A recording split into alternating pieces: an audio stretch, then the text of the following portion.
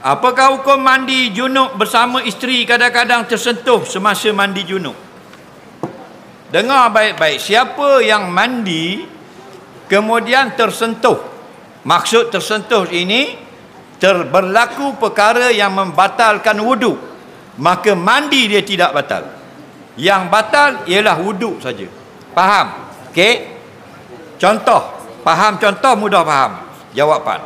Kita masuk mandi. Bila kita mandi, tidak lagi ambil wuduk. Lepas mandi, kentut. Faham lagi? Lepas kita mandi, boom, kentut. Faham? Maka mandi kita tidak batal, sudah sah. Tetapi berlaku hadas kecil. Maknanya lepas mandi tadi, kita tak boleh solat kerana sudah berhadas kecil. Faham?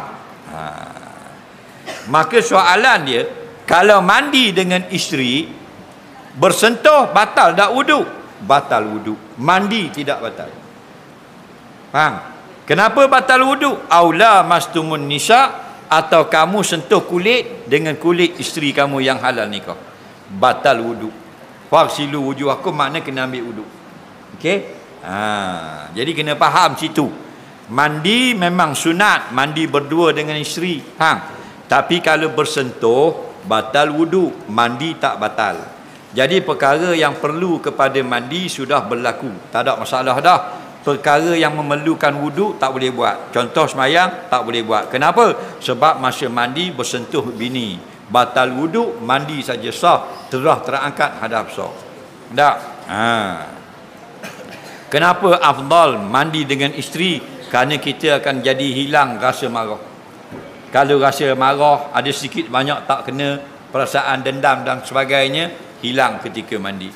Kerana apa? Kita masuk dalam apa yang disebut dalam ayat Quran, tujuan kahwin litaskunu ilaiha, kamu berseronok-seronok dan berbahagia berpasangan dengan suami isteri kamu. Betul tak? Kenapa? Kerana Nabi mandi dengan isteri je. Kita mandi dengan isteri kita.